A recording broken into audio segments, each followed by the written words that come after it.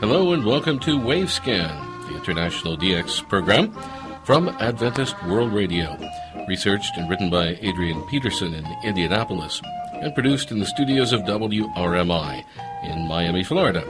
I'm Jeff White. Today on Wavescan, tribute to Family Radio Shortwave, Part 2, the early years in New Jersey. We'll hear from Dowell Chow, president of Adventist World Radio, and our Philippine DX report.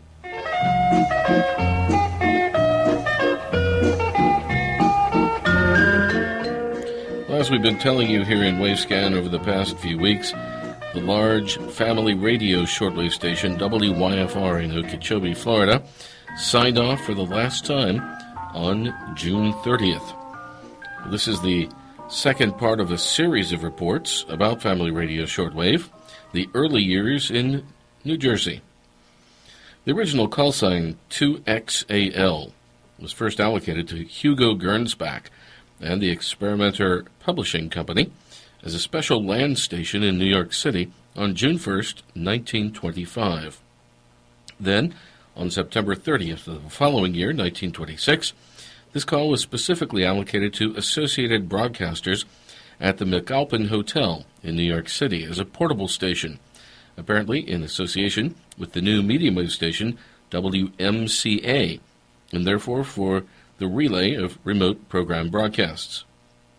Then 1 year later again, on May 25th, 1927, the Experimenter Publishing Company, under the same Hugo Gernsback, was granted a construction permit to install a shortwave transmitter at Coatesville in neighboring New Jersey. It was soon revealed that this new shortwave station, with studios in the Hotel Roosevelt, would operate at 1/2 kilowatt on 9700 kilohertz under this same shortwave call sign 2XAL. The Gernsback medium wave station WRNY operated from studios in this Roosevelt Hotel, and the transmitter, originally on top of the hotel, had been reinstalled just across the river at a new location on Hudson Terrace, Coatesville, in November 1926. This additional shortwave transmitter would be installed at Coatesville and co-sited with the medium wave unit WRNY. The actual license for the new shortwave unit was dated October 15, 1927, and programming was always in tandem with the medium wave unit. Due to the fact that amateur shortwave stations in the United States were often propagating into other parts of the world, legislation was enacted requiring that the prefix W should be inserted into all call signs as the first letter. This American legislation, in conformity with new international radio regulations, became effective on October 1st, 1928, and thus the call 2XAL became W2XAL. Gernsback frequently promoted his shortwave station in the pages of his most popular Radio News magazine. And it is true that even at just 500 watts, the station was heard at times throughout North America and down into Australia and New Zealand, as well as over in Europe. During this era, shortwave 2XAL was also in use at times for the transmission of experimental TV programs in the mechanical mode. The daily newspaper in Adelaide, Australia, The Advertiser, stated that the Experimenter shortwave station had been granted a construction permit on March 27, 1929, for an increase in power for their experimental TV transmissions on shortwave up to 100 kilowatts. However, creditors got after Gernsback for delinquency in payments, and he was forced into bankruptcy. The two radio stations, WRNY medium wave and 2XAL shortwave, were separated from the magazine publications and sold off, and the buyer for the radio stations was the Aviation Radio Company, with Walter Lemon as general manager.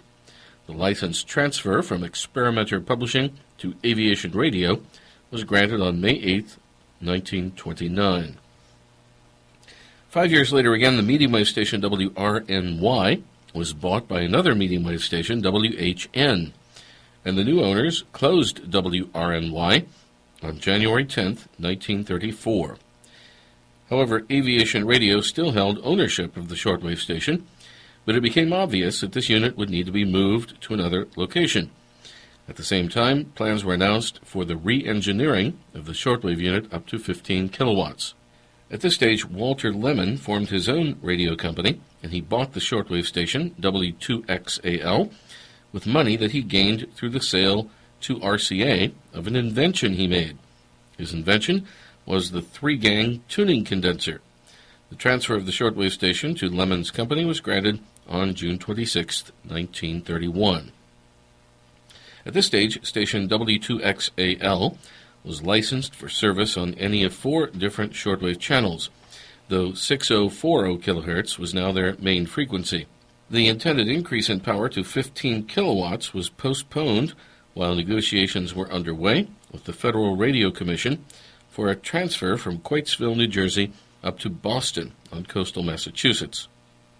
The Singapore Straits Times reported the impending transfer to Boston, with July 18, 1931, as the actual date of closure at Quaitsville, as stated in the American Radio World. The re-engineered transmitter, now rated at 5 kilowatts, was installed at 70 Brookline Avenue, Boston, and inaugurated with a similar new call sign, W1XAL, on October 26th. Thus, the single 1/2 kilowatt shortwave transmitter was on the air at Quaitsville under the call sign 2XAL, W2XAL, for a little less than 4 years. When we take up the story of shortwave station WYFR again in 2 weeks' time, with all of its interesting backgrounds, we plan to look at the early years in Boston. Here now is an identification of WYFR in the Cebuano language for Philippines.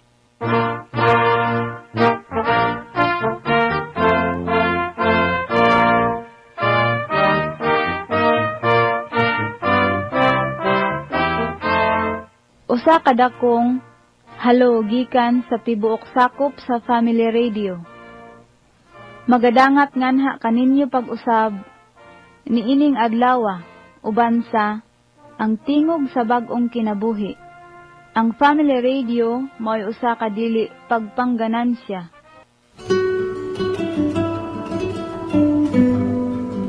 You're listening to Wavescan from Adventist World Radio.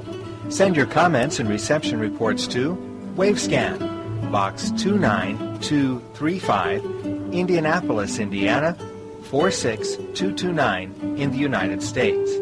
That's Wavescan, Box 29235, Indianapolis, Indiana 46229 in the USA. Or you can email us at wavescan@awr.org. Our email once again, wavescan@awr.org.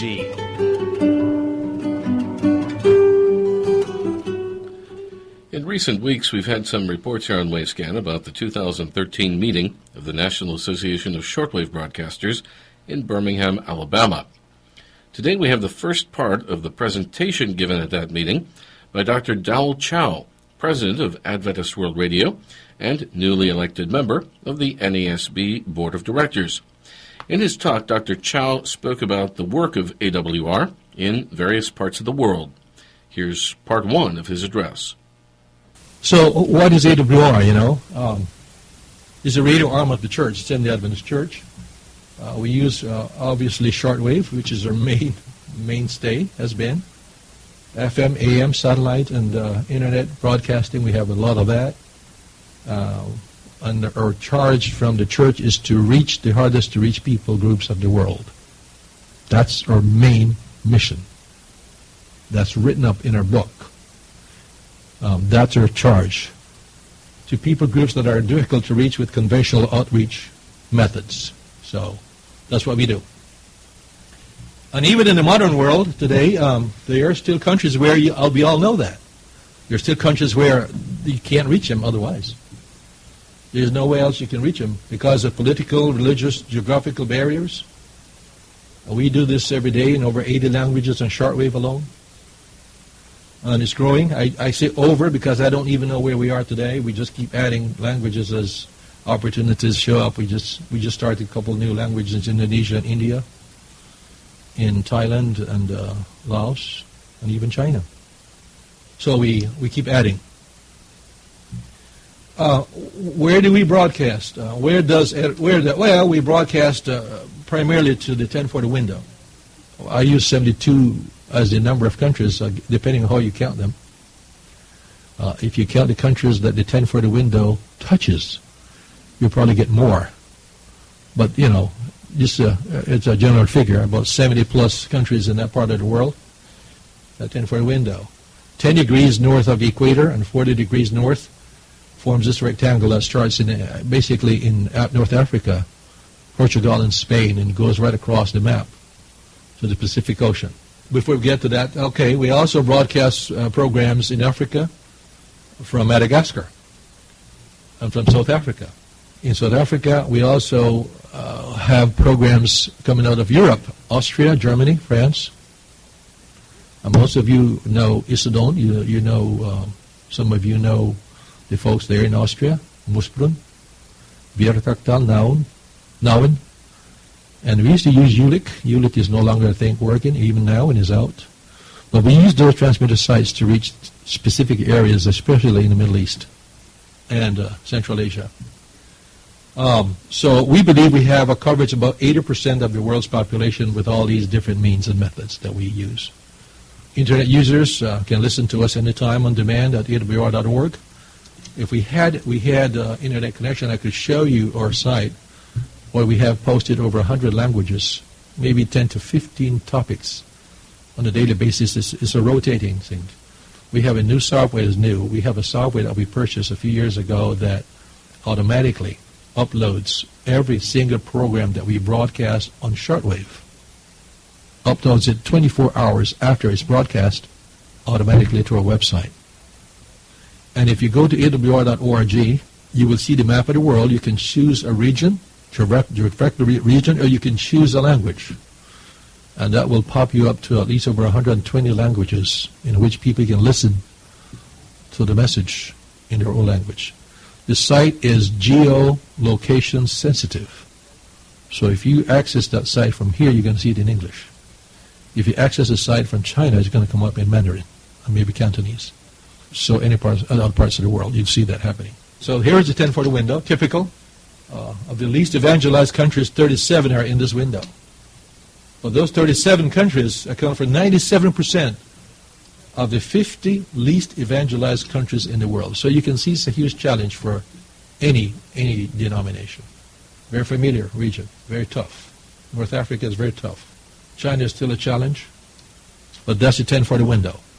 Over 4,000 to 5,000 missionaries are located in these countries with this color. So you can see there are countries here that have a lot of missionaries of all denominations present. But you come down to some other ones that are the yellow, very, very, very few. Extremely small amount of people working in any capacity in terms of any church work. Just talking to our friends here, Charles and his wife, about the Maghreb, North Africa. We were just chatting about Morocco. Been over there and see how things work, and it's rough. We are reaching Morocco strongly. I'll speak about that, Jeff, before I finish with Africa. We are reaching Morocco strongly from Spain. 2 locations in Spain. And the third is going up very soon. Maybe you know, maybe you don't, but Spain has 2 enclaves, cities within Morocco, in North Africa. Ceuta and Melilla. We have a strong station in Ceuta. It's been there since 2008. I could tell you a lot of stories. We don't have time for that, but it's extremely well received. We're about to set up a new one in Melilla. I met some friends, evangelical brothers and sisters there in Melilla. They have a good, strong ministry. Been there for years. But we also have another station which is operating very well from the Canary Islands, Lanzarote. And that one reaches the entire Atlantic coast of Morocco, which is a long country. There's a big shoreline. I went in myself to monitor the signal. Now, this is a miracle. You all know that FM signal does not travel that far, does it? It goes to 300 kilometers. From that station to the coast of Morocco, You should not be receiving an FM signal that far. And yet I have clips that I took myself on the radio, from the radio on a rented vehicle in Morocco, where the signal is coming in crystal clear from Lanzarote right into Morocco. So we know that many thousands and hundreds of thousands of people along the shorelines, the Atlantic side of Morocco, are receiving the signal very strong. I also monitored it in Agadir. These are cities in Morocco, Marrakech, Tisnit, and other cities on the Mediterranean side, and the signal is still strong from Ceuta. And once we put up Melilla, it will be stronger. So these are, I guess, most of the countries of the 1040 window. As you can see, most of the Arab countries, Arab-speaking countries, and Muslim countries are there. Indonesia is not there. It's on the fringes of the 1040 window. However, Indonesia is the largest Muslim country in the world by sheer size. Luckily, most of Indonesia is moderate. I'm slated to go back to Java this summer, in a few months, to inaugurate a new radio station in the city of Manado City. That's on the eastern edge of the country, in Sulawesi. As you know, most of you will recall, Indonesia is all islands. There's no mainland there. They said it's 17,000 islands. And I told them to count every rock they can find and make it an island. But it is a big country. I have flown from Sumatra, which is the other side, to the other side. It takes about 5 hours non-stop in a jet. So it's like going from the Atlantic Ocean to the Pacific Ocean in the States and beyond. We, Adventist World Radio and the Assembly Adventist Church, has just adopted a new list of 1040 window countries that includes more countries than what you see here. And instead of using the geographical location of this territory, we're looking mostly on the characteristics of countries that have the needs as these countries typically would have. So you will find countries like even Mongolia, which is not part of the 1040 window. You may find it in the new list when we publish it again. One of our leaders, when we looked at that just a few weeks ago, demanded that we put Tanzania in that list. Well, Tanzania is just on the fringes of the 1040 window, is outside the 1040 window. But he argued that Zanzibar, Tanzania is a fairly new country. It is composed of two original countries in Africa, Tanganyika and Zanzibar. So they made it Tanzania. Well, the island of Zanzibar still considers itself, at least the people, as a separate country, even though they're part of the entire new country. But that part of the country is 99% Muslim. Not so Tanzania mainland. So this brother was arguing that we should leave Tanzania in the 1040 window, which we might eventually. What kinds of programs, somebody asked me that question a while ago, we broadcast programs of interest, uplifting, and relevant programs directed to non-Christians primarily. One of the things we drill into our producers is that you produce programs to reach the non-Christian mind. We believe there's so much to be done in the non-Christian world that has become our priority on our list in terms of production. Producers are chosen from the same language and cultural groups as the target audience. We do not translate programs. We do not give pre-prepared scripts to our speakers. We give them resources, yeah. I am very keen in trying to get them resources as much as I can get because, as you all know, in many of these countries, resources is next to nothing, very little. But most of these people speak enough English that they can take something in English and translate it into the local vernacular and contextualize it for the people. So we don't give them topics. We use our local entities, church entities in the regions where they live, to be the quality control agencies for these programs. We cannot do it from Maryland. It's just too complex. We're dealing with 80, 90 languages every day. By the same token, we do not give them material produced in America. We give them resources produced in America, but they have to contextualize it and make it fit their needs. So those are the kinds of programs we produce here for our people. The programs are aimed at encouraging the listeners to grow in a personal relationship with Jesus Christ. That's our main goal. A variety of formats are used. However, we use a magazine as our primary format. Magazine is a 30-minute program, including everything, the jingles and everything, 30 minutes exactly. Segments can include short sermons or talks and interviews, family matters, health, information, drama, and music, and so forth and so forth and so forth. We also air programs for children, medical advice forums, and musical presentations. Some countries are very in tune with music. They love music. And they will send us many, many hundreds of letters and phone calls, especially the people from certain countries in the diaspora. You know, they live in foreign countries, they work in foreign countries, and when they hear something from their country, it's like, you know, music to their ears, you know.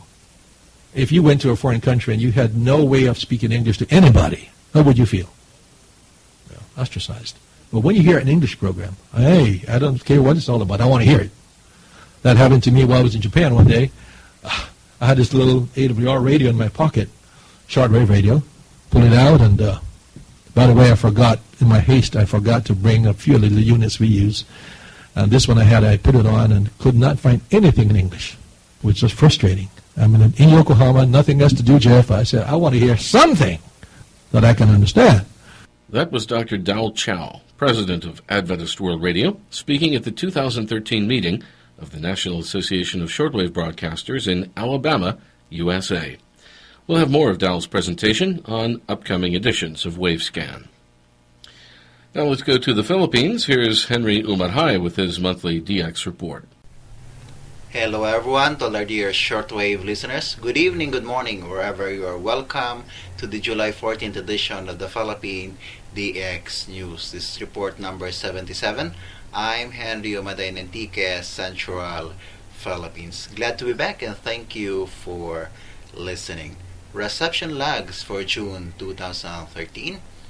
June 4, Radio Thailand on 9390 in English from Abundantani at 12:30.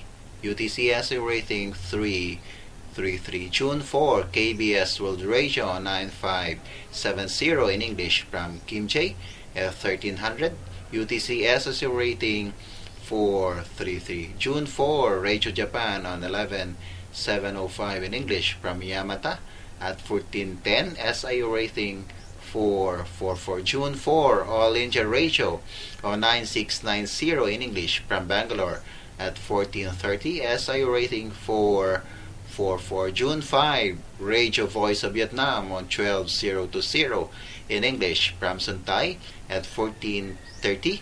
SIU rating 444. June 8, China Radio International on 11695 in Filipino from Beijing at 1435 UTC. SIU rating 343. June 9, HCJB Australia on 15340 in English from Kununura at 1525 UTC. SIU rating 333. June 9, Adventist World Radio on 15335 from Sri Lanka in English at 1530 UTC. SIU rating 444. June 10, Radio Pilipinas Overseas, The Voice of the Philippines on 15285 in English from Dinang at 0229. SIU rating 333. June 10, Radio Habana Cuba on 13780 in Spanish from Cuba at 1326 UTC. SIU rating 444. June 11, Radio Veritas Asia on 15530 in Vietnamese from Palawig at 0126. SIU rating 444. June 12, Voice of Turkey on 7205 from Emerler in English at 2035 UTC. SIU rating 333. June 12, KNLS Alaska on 9920 in English from Angkor Pohet at 1516 UTC. SIU rating 555. June 15, Radio Kuwait on 21580 in Cab at 1135 UTC. SIU rating 333. June 17, Radio New Zealand International on 9700 in English from Ranjitaki at 1222 UTC. SIU rating 333. June 22, Sarawak FM on 9835 in Malay at 0300 UTC, SA rating 444. And June 23, Transworld Radio on T8WH Palau 9930 in English at 0815, SA rating 333. We have a special QSL card just for you. For your reception report, please send 1 IRC International Reply Coupon or 2 US dollar. Return postage will be greatly appreciated. And friends, if you want to get the transcript of today's Pilipinas DX News and see our QSL card series, please visit http://filipinasdx.wordpress.com. That's http://filipinasdx.wordpress.com. Follow us also on Facebook, facebook.com/filipinasdx. Or you may want to send us your comments, suggestions, reception likes, and informations to filipinasdx@yahoo.com. That's PILIPINASDX for filipinasdx@yahoo.com. This has been Henry Omanay for Wavescan in Antique, Central Philippines, saying mabuhay at maraming salamat po. Thank you, Henry. A reminder of the Wavescan annual contest, which runs during this month of July. There are 5 parts of this contest, which we'll label A through E. Part A, you need to list your 5 best QSLs from Africa and state briefly why they're your best QSLs from Africa. Part B, photocopy your 5 best QSLs from Africa. Part C, list your 5 most wanted QSLs from Africa.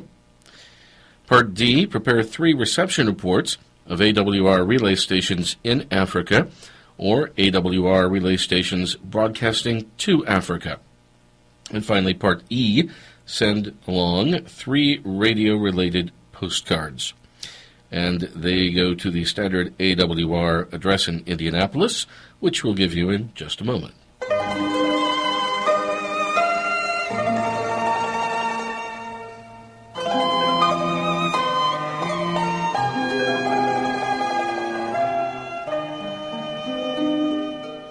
Chinese folk music ends Wavescan today. We thank you for listening to Wavescan, the international DX program from Adventist World Radio, researched and written by Dr. Adrian Peterson in Indianapolis. Next week on this program, Focus on Africa, the Mozambique story. We'll have more from the NASB annual meeting, European radio news, and our Bangladesh DX report. A reminder that we have 2 QSL cards available for reports on this program, one from AWR, another from WRMI. Our address is Wavescan, Box 29235, Indianapolis, Indiana, 46229, USA. That's Wavescan, Box 29235, Indianapolis, Indiana, 46229, USA. Our email is wavescan@awr.org. That's wavescan@awr.org. I'm Jeff White at WRMI in Miami. Till next week, good listening, everyone.